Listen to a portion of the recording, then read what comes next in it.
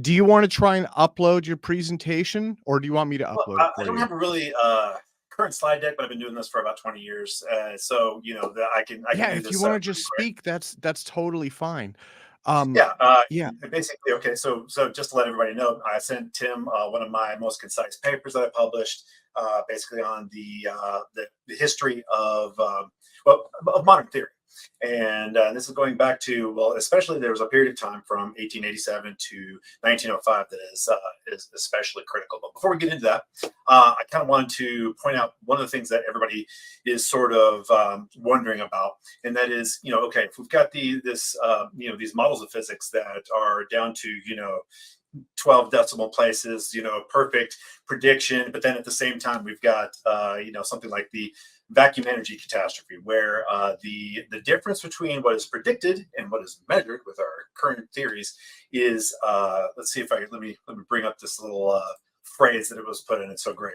It's a factor of 10 to the 120th. It's a factor of a million, billion, quadrillion, quintillion, sextillion, septillion, octillion times. So that's the difference between what we detect and what we predict with our current model is a difference that is larger than comparing one atom to all atoms in the universe. So how can we be both, just really perfectly on track and so incredibly, unbelievably far off at the same time? And so before I get to the history of physics and how it is that we can look at various analogs, I want to talk about the very idea of an analog and limited truths. And so one of the stories I like to tell is the story of the fishing tree in Papua New Guinea. You can go to Papua New Guinea, and there's a tribe of people who they pray and sing to the fishing tree and to retrieve fish. And during this ceremony, it's a replicable experiment. So therefore, there is a science to it. You can watch them do it, and they will always retrieve fish using this ceremony by appealing to the spirit of the fishing tree. Now, that is a sort of truth within limits. And what I mean by this is they are using a theory about a spirit. And when we go and investigate a little bit deeper, we find that there is a neurotoxin that is not toxic to human beings, but is toxic to the fish, that is in a root that is a part of the procedure that they are using in their experimentation to achieve the desired result. So they have a type of truth, they have a type of theory, and they have replicable results that are basically a type of science. So the fact of the matter is we can do this same thing in modern times in a much larger way. And what we do is we produce an analogy to the truth that is off by a certain amount. And the reason why we can do this so well is because of mathematics. In other words, there are mechanical ways. Mathematics works like a machine, which is the first computers were Babbage's difference in analytical engine, and those are made with gears, etc. And it's because mathematics works like a machine. And so without knowing necessarily what the machine is doing, you can continue to hook things to it to make it do more things.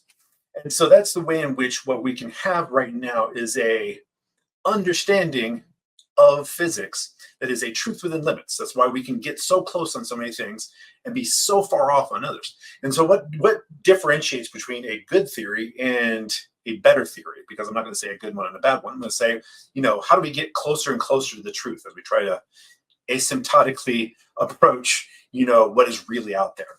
And the difference is really it's in your ability to predict reality over a longer and longer period of time. Like, for instance, one of the things that they could possibly do with this spirit of the fishing tree is they could try to apply it to something else, like retreats. They could think of it as a food retrieval system, and therefore by burning it they might actually calm or even kill bees, because as you may or may not know, neurotoxins are especially, various insects are very especially susceptible to neurotoxins. And so they might apply this spirit of the fishing tree theory to even extend their theory to other things and get good results. But that doesn't mean that their theory is the best theory that could be used. And so what I want to talk about today is how it is that we got to where we are, how it is that we are doing well in so many ways and then doing so horrifically in others, and what it is that we might want to look at as a alternative path that we could take. In other words, how did we where do we take those missteps that we might be able to back all the way up? And I like going back 200 years specifically, but how do we go back and find a specific place that we can interject a little change and maintain a perfect analogy all along the way with our current physics? Because we've got a tremendous body of evidence that proves our current physics theory, in other words, the mathematics that and the way it comes out, to be correct in a variety of ways. But then how do we make that work with another theory, another interpretation? So what I'm talking about here is the change in interpretation, and how you achieve a better change of interpretation is by looking at the history of physics. So I said I'd go all the way back to 200 years. I didn't in this paper. This paper was back in 2018, I believe, and I go into it in a few other papers. But where I like to start is with Fresnel's index of refraction. So the way in which he developed the index of refraction was based upon the idea of ether.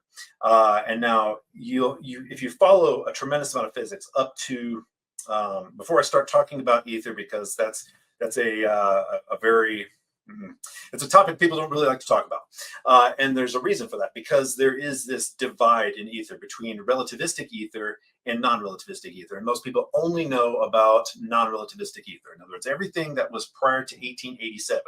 I won't say everything. A large portion of the theory that existed prior to 1887, the Michelson-Morley experiment, was non-relativistic. However, very quickly thereafter, they actually did immediately come to the idea of the base idea of relativity. And that was through the Lorentz Fitzgerald contraction. In other words, so Fitzgerald was a scientist who proposed this initial idea that, well, maybe the reason why we're getting this null is because there's this perfect amount that matter is shortening. Now, he didn't come up with that out of nowhere. Unfortunately, a lot of people believe that that was very ad hoc. However, it does travel back to specifically the Fizeau experiment. And that's why I'm talking about going back 200 years. And I'm going to have to jump around here a little bit, and I hope you can follow along with me because I need to tell this narrative so you understand how it is that we took this specific deviation in physics that can be an alternative path that's running side by side and is present and alive today in a variety of different places. And I'm going to get back to that. So please bear with me as I jump around a little bit.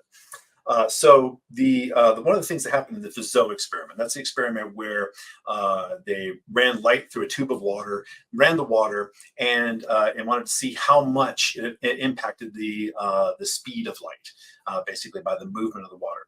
And prior to this experiment, Fresnel predicted that it would not completely carry the light along, nor would it have no effect whatsoever, but would have a very specific amount that it carried the light along. And he predicted this, from the index of refraction. So that's why I'm trying to show you there's these little pieces. So I'm going to give you little hints, I'm going to try to keep it short because there is a tremendous amount to tell here. So one of the things that you'll also find is that Einstein and others also kind of take this as the first grounding, the first experimental point in relativity was the Fizeau experiment. And so going back forward to Fitzgerald, he was actually rediscovering the works in ether prior to that. Now, let me just say first of all, before we go forward, and here's some of that jumping around. Special relativity was in 1905, and general relativity was in 1915. And in 1920, Einstein gave a speech to the University of Leiden in which he summarized it with "Space without ether is unthinkable." And in addition to that, you have, as late as 1950, Paul Dirac saying that we are forced to have an ether. In one of his papers, I can put that there. And then there's also more recent books that also mention the ether, but there's still this sort of pushback against the ether, specifically because of this misunderstanding that ether theory really only advanced after 1887. So in 1887, there's the Michelson null, and shortly thereafter, you have Fitzgerald contraction, which is that is where you get the very basis of relativity, which is the we call it the Lorentz factor or gamma. And so this is the amount that things shorten by. So you need to understand why this works in a fluid-based environment. In other words, how can this work? Because one of the things that you'll learn if you learn anything about modern physics, you learn about relativity, is that electromagnetic waves, they can't be compared to mechanical waves because relativity just doesn't work like that. That's the story that you be told. However, that's not actually true. It was based entirely upon the way in which waves would be traveling in a medium if they were carried along by that medium. And then what I'm telling you is the central calculation that defines relativity is based upon the way that waves would have to move in a medium. And that is what Lorentz was describing. And before him, it was Larmor. By 1895, I believe it was, Larmor had actually come up with time dilation. So length contraction, time dilation, both of these things existed prior to 1905. Now, I'm not saying Einstein's a plagiarist or anything like that. This is the reason why he has two parts in his paper, which is the kinematical part, which he just takes everything that Lorentz did and just explains it in a way in which he feels like you can simplify it and not really think much about it. And then he does his part, which is the electrodynamical part. So that is the part that he is purposefully saying, this is what I'm contributing.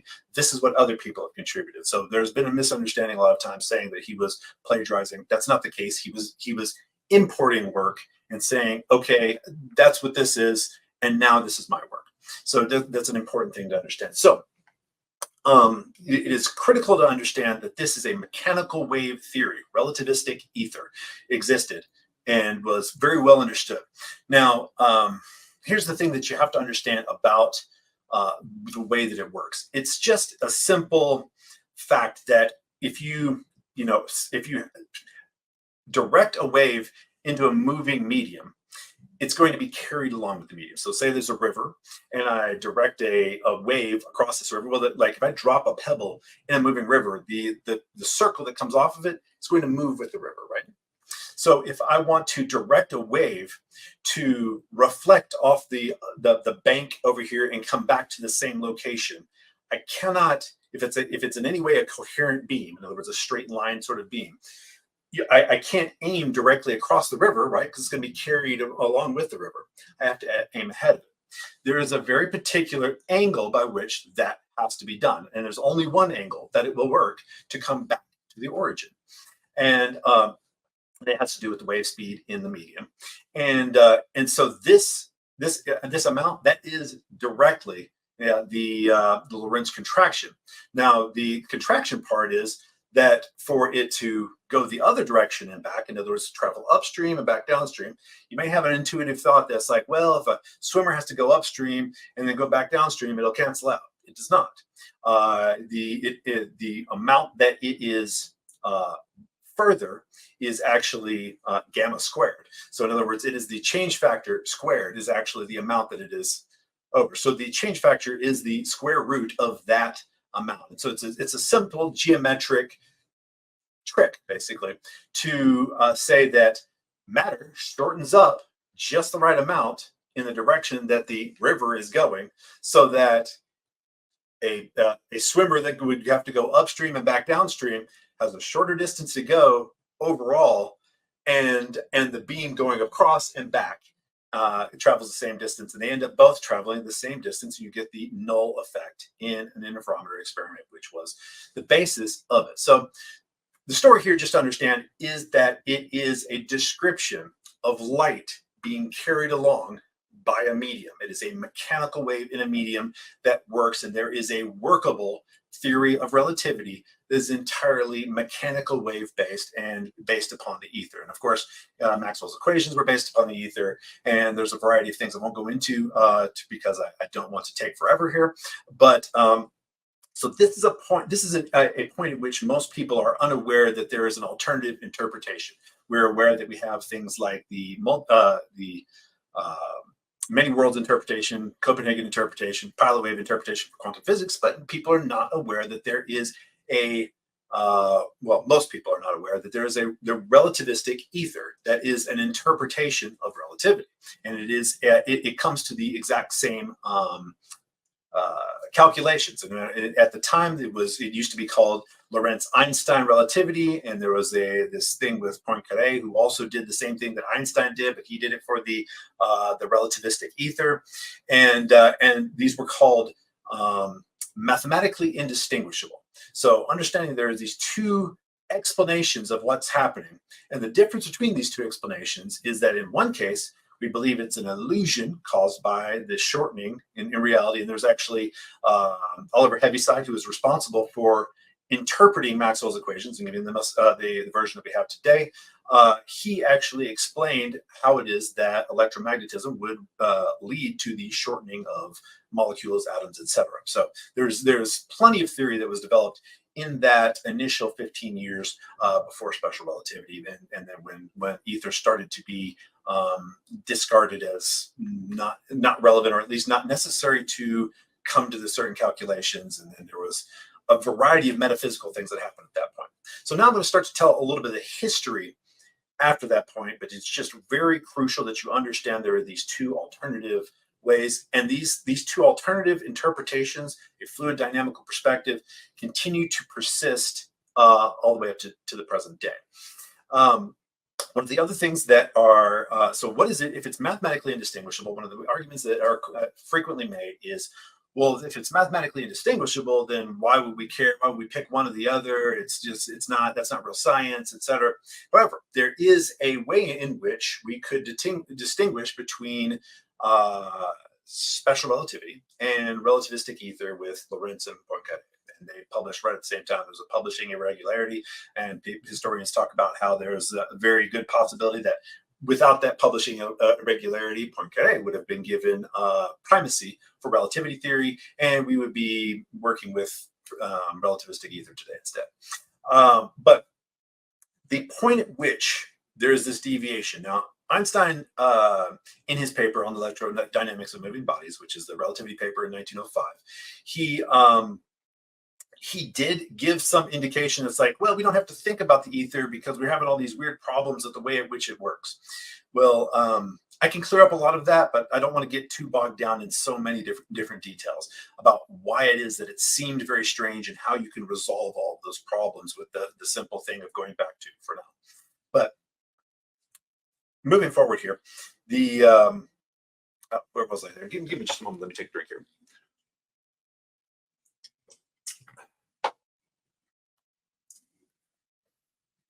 The point at which relativity and special relativity, and relativistic ether are differentiated, where they become actually differentiable by experiment, is called a one-way speed of light experiment.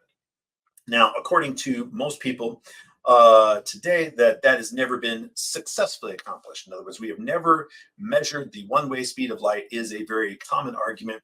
And I would argue that is actually not true. It is simply they do not like the consequences of the voluminous positive experiments that have actually proven that there is a difference in the one-way speed of light, because there is a sociological problem here. And the sociological problem is that people believe that if you have a light speed measured different in one direction versus the other, that violates relativity. However, it does not. It simply selects between the two alternative interpretations of relativity. And so that is one of the key factors that has confounded us for about 100 years now, and why it is that people do not talk about the ether. And when they do, they're typically referring to the ether that was disproven by the 1887 Michelson-Morley experiment. But they are not referring to the forgotten theory that birthed relativity, that was prior to special relativity, and that is relativistic ether, and that they are mathematically equivalent. So that experiment, a one-way speed of light experiment, there's a lot of argument there. Like I said, don't want to get into that too much about that it has been accomplished or whether it is not, but that has traveled forward now. And if you want to look into it further yourself, there's something called the Mansouri-Sexel test theory of relativity, which is about proposing a mathematical way in which you can account for this type of relativity. In other words, it is a ether relativity. And this was also, something that is only known amongst a very small group of people, but it is known in certain areas of science. And but let me travel forward a little bit. So here we have this sociological effect that is this occurred over the past 100 years. Well, part of that story is that one of the close friends of David Hilbert, actually, he said he's more closer to me than a brother or something to that effect, and is Hermann Minkowski. Hermann Minkowski is Einstein's teacher. Okay, he was a teacher and he put forward a version of relativity in 1907. So that's a couple of years after Einstein's paper. Minkowski comes forward and gives us Minkowski space-time. And then 2 years later, about the time that things don't travel as fast back then as they do now, so it's about the time people are starting to get a handle on Minkowski's thing. Einstein says some things in public where he says, "Now that the mathematicians have invaded the theory of relativity, I no longer understand it myself anymore," which was him referring specifically to Minkowski's spacetime. And in Minkowski's convention, the way in which you mathematically treat it, it specifies isotropic constancy. In other words, there's not this two-way effect that cancels out in all two-way experiments. And once again, I was saying there's a one-way speed of light experiment, which everyone now says has never been accomplished. The difference between relativity, as we now are mostly taught, versus this other version, or this other interpretation of relativity, is a one-way speed of light test. And that would, should it be successful, and I'm contending that it has been successful many times and simply not been accepted, would prove that the other theory is the one that should take primacy. But I mentioned David Hilbert. David Hilbert is who helped Einstein very vigorously right at the time that he was finally finalizing it. We're talking about 10 years of him struggling with general relativity. Then right around that time is when David Hilbert actually helped him. Well, you see, David Hilbert was very tied into this whole community. And why I'm telling you this story is because Minkowski, who was like a brother to Hilbert, suddenly died of a ruptured hernia after Einstein had publicly ridiculed him, his superior, basically, in everyone's eyes, and everyone came down on Einstein hard. And so you need to understand that basically there is this huge communal pressure for Einstein to make up for his faux pas and to use this dead man's work. And so he starts to use the Minkowski spacetime because it is a useful heuristic, because being able to detect the difference between two-way experiments and one-way experiments is very difficult. It's a subtle process. Like I said, theoretically, we have never done it up to today, is what the mainstream currently contends. So he integrates Minkowski spacetime, which then specifies isotropic constancy. And but then all throughout Einstein's writings, you hear him repeating over and over, we have to abandon constancy. Constancy is not anywhere. When you're talking about general relativity, it's only in places where there is no gravity that it's ever realized. So therefore, and he says this explicitly, the constancy is nowhere realized anywhere in the real world. And so he specifies this specifically, which is how he ends up coming to the speech in 1920, where he says space without ether is unthinkable. So the problem is the word ether. People, they immediately are thinking of Stokes ether. They're thinking of a specific type of ether that is not workable, instead of the type of ether that was developed during that 15 years, that is relativistic ether.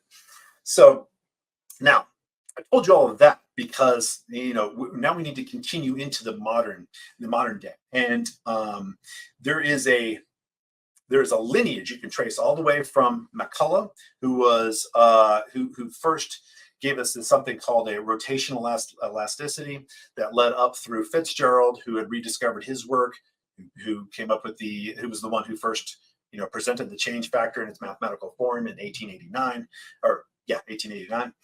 And this lineage also continues up through me, who used a four-dimensional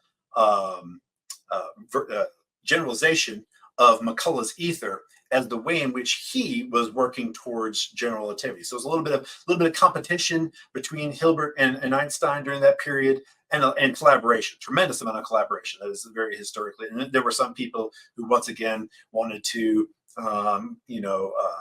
accuse Einstein of plagiarism because of that collaboration, but it's simply not true.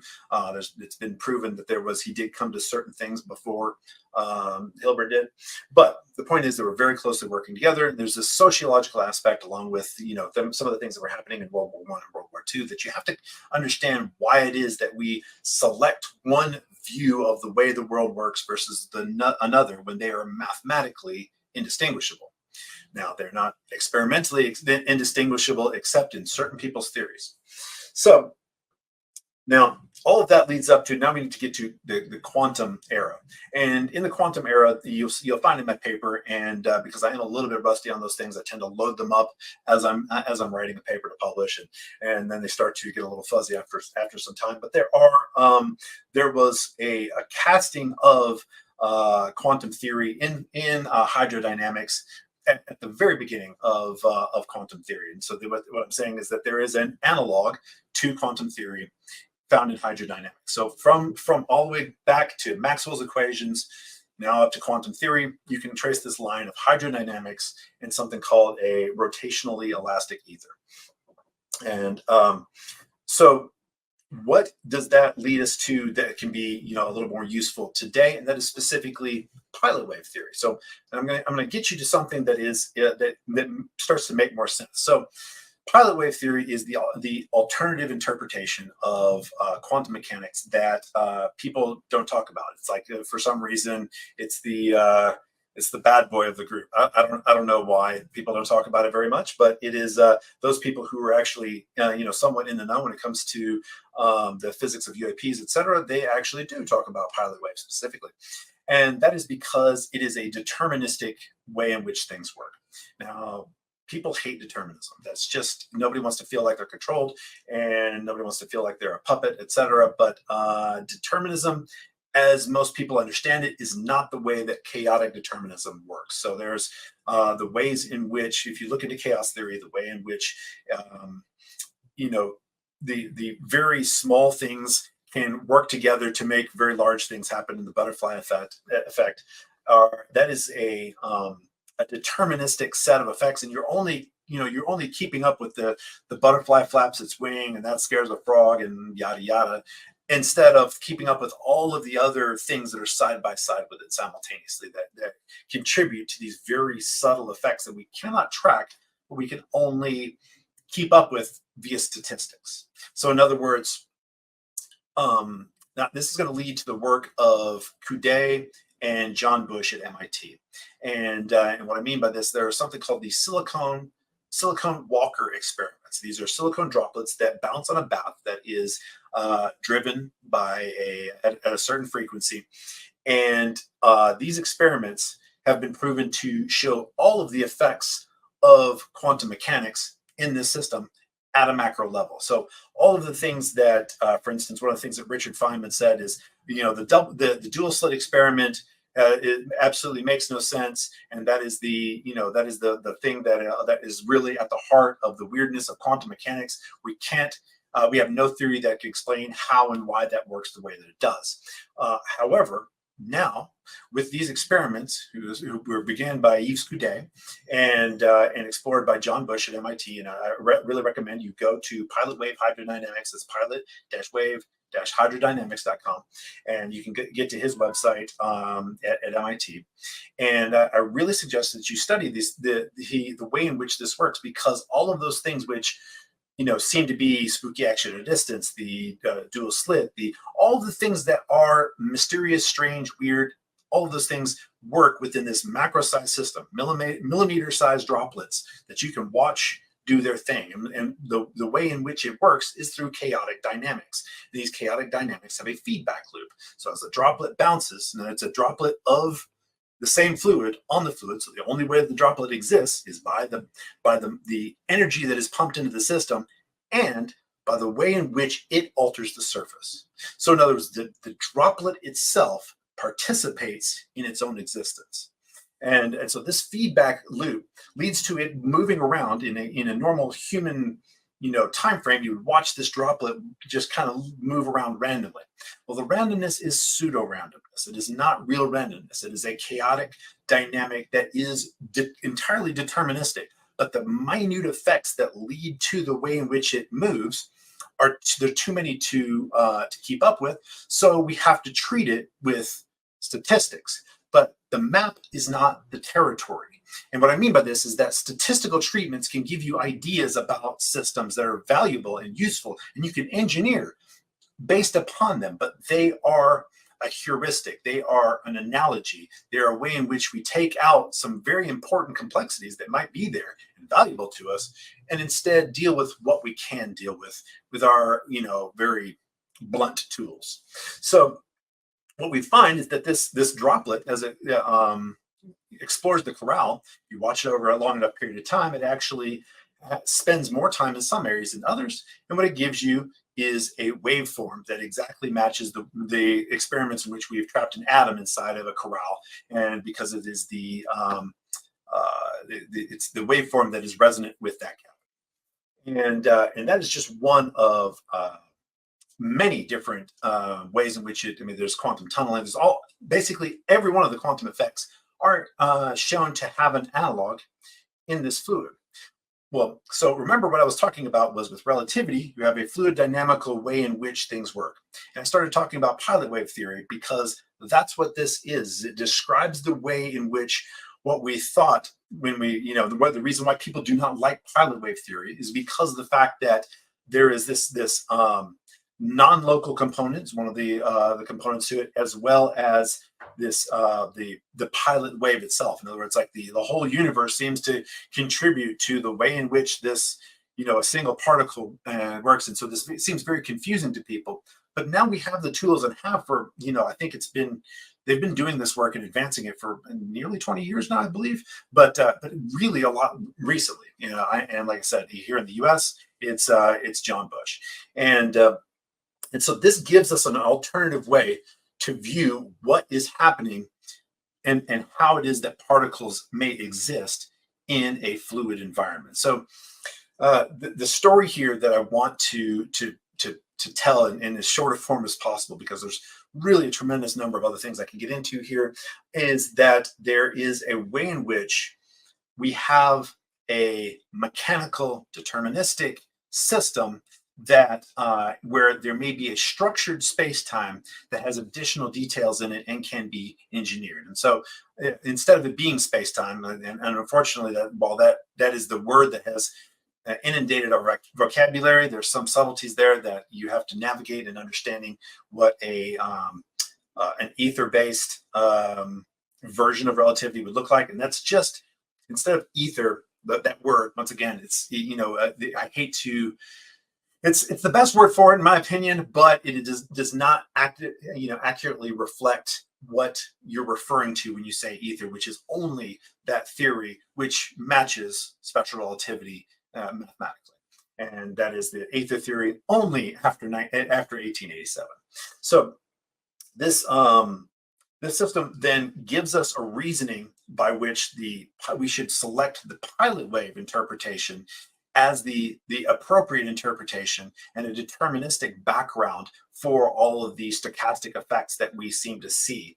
And by using this system, we can see how it is that things like the dual slit experiment, the wave particle duality, all of those things start to make a lot more sense. And then we start to understand a way by which we can look at these ideas of engineering space, and that there may be a structure in space itself that is actually present and relevant to this engineering process. So that was the short of it, and I could go tremendously long on this, but I think I'd like to go to a Q&A session so that we can go over it a little bit more, because I think a Q&A session will actually bring out some of the things that people might have when it comes to questions, contentions, etc. So I hope some of the guys there are in the background and they've got some good questions queued up, some hard questions, because I'd really love to go through that and talk about how the history of the hydrodynamic interpretation of modern physics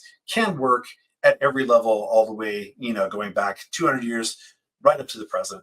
And of course, there's my paper that you put there in the display that will that people can use as a starting point. It's a very concise version, but there are other versions of it that I can give as well.